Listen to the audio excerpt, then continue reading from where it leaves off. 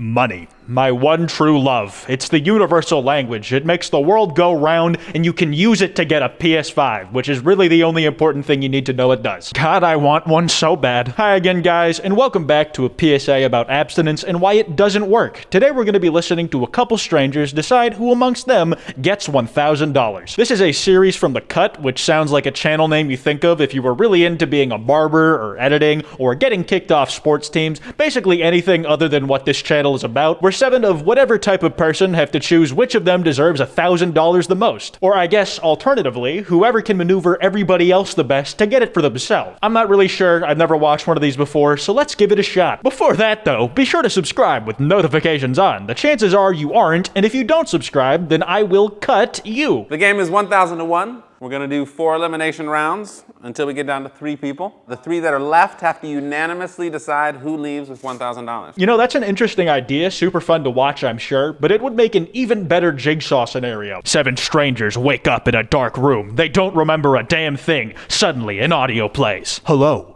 only one of you will be leaving this room, and you have to decide which 4 of you will die, and the remaining 3 have to all agree who gets to live. Why isn't The Cut or somebody like them doing stuff like that? Just grab some people off Hollywood Boulevard and stick them in a room with some cameras. It would probably cost way less to make than this series, and it also fits way more in line with the name they've picked for this channel. All right, I'm gonna start the first round here.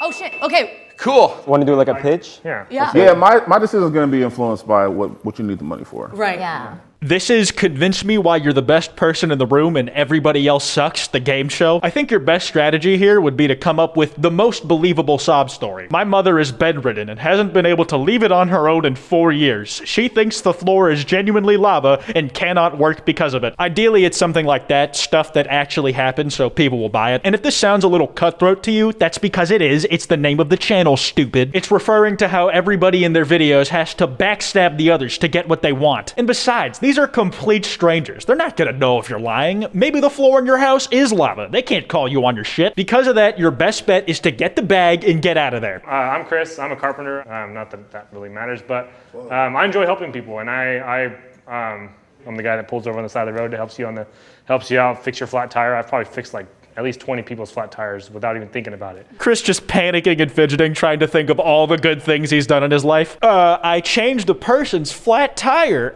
Shit, that was it. Fuck it. I'm going all in. I've changed like 25,000 people's flat tires without thinking about it. I'm the Floyd Mayweather of replacing tires. Shit. Just all the reaction shots of the other guy staring at him stone-faced. When I heard about the $1,000, it's like, oh, I want a purse. But also my daughter is graduating and I want to get a trip and go somewhere. That 1,000 would help. I don't know, man. I think she should just get the purse. Or maybe she could still go on vacation, but just not with the daughter. If you win, that would be your $1,000, Cyrene. I don't see your kids stepping up to the plate, convincing these strangers why she should get the money. Buy that Birkin bag. Go to the Bahamas. Just do it by yourself. I was in a relationship. We are not together any longer. He owes me a lot of money, which I'm probably not getting back, so I do work a lot. What'd you pay for? You know, car, tires, EDM concerts, things like that. So you were a sugar mama. Kind of. All right. I'm assuming you did all this because the D was like amazing.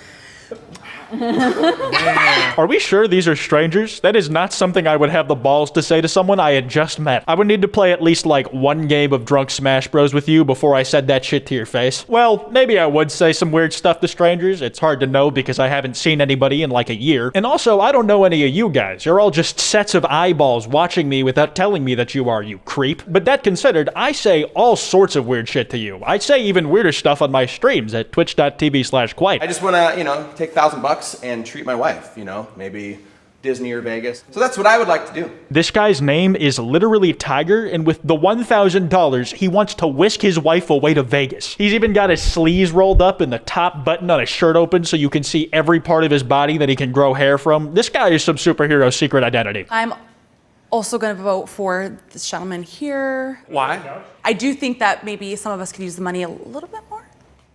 Chris, you gotta go to the loser's couch. Bye. We should clap for everyone who gets eliminated. I just feel bad. Hey, good job.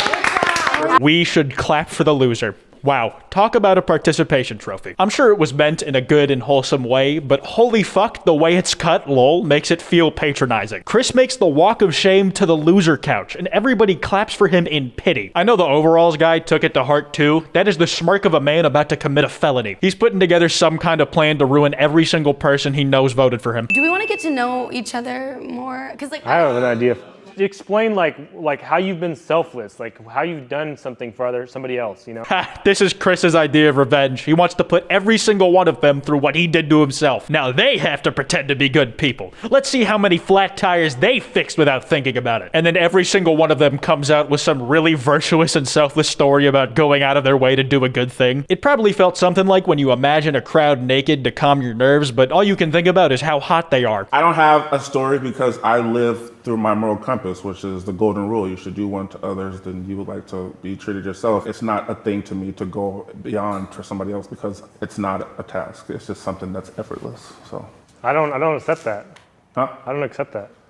I don't accept that. I don't accept that, man. He says it like someone's trying to apologize for robbing him. It's not enough, man. You can't take back what you did. He's leaned back on the IKEA loser couch, arms splayed out on the back, ready to give a lecture on how it's just not good enough. He's treating it like Marcus did something really bad other than just answer the question a little weird. Serene.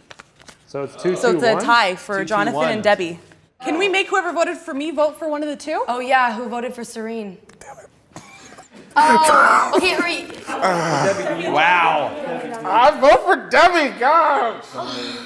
You're my friend. Oh my god, this is so unfair to Marcus. Not only is he the only person who had to reveal who he voted for the first time, but to break the tie, he has to say his new vote to the face of the person he's kicking out of the competition. Meanwhile, everybody else gets to skulk in the shadows like a CIA operative without saying who they voted for. I am curious as to why Marcus vote for Debbie. I'm not saying that you don't need it because we all need the money.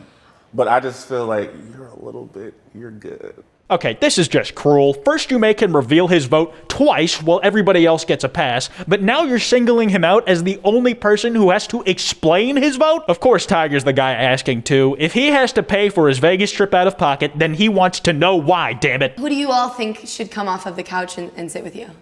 I said Jonathan. Why though? Because he's just so cute. That is the best reason I've heard for why somebody should get the boot this whole video. Debbie has accepted reality. She has given up on that money, but she refuses to leave empty-handed. She wants Jonathan because she thinks he's hot. He doesn't get to shimmy just anywhere onto the couch. Debbie's letting him know, shit here, stick your ass next to me and do it yesterday. I think Alana should come off next. Okay. I was just thinking like, your family probably takes really good care of you. And like, if you ever need anything in your life, your parents would be like the quickest to come help you. What is your justification for saying that though? What I is think your... of like just things being handed down to people, you know? She's probably the most well taken care of right now. Like, I love how he just doesn't answer the question. He never explains why he thinks she's the most well taken care of. If we're okay with stereotyping, you can probably guess why. Like, you might not need him to explain, but he just repeats the line again instead of giving a reason. It's like a parrot who can only say different versions of the same thing. hi, buddy. I tried to defend you. Debbie, how does it feel to have Jonathan next to you? Oh, it feels amazing. You know, I bet it does feel great. She might not have won $1,000, but she definitely scored. Just look at them all cozied up on that couch that really wasn't made to hold this many people. I like how when Jonathan puts his arm behind Debbie, Tiger puts his behind Overalls guy. He doesn't want to be the only person on the couch who isn't caressing someone's back. From somebody who has savings, like I know how important it is to know that you can just put that money when you need that money, and Marcus doesn't have that money. I think that Marcus should get the money. We all think that Marcus gets the money. You know what? That's kind of nice. A happy little ending where everybody gets along in the end, and the money goes to someone who definitely deserves to have it. And with a Hallmark movie hugging it out scene, it's wrapped up nicely. You know, it would really suck if someone came along and just ruined the moment. How was that for everybody? It sucked. I think that it went really well. It's a really good experience. I think that this is a great group of people. I think that we all try to be really conscious and very considerate. I didn't. If I find out that you spent that money anywhere else, ooh, boy, I am coming for you. This is fun.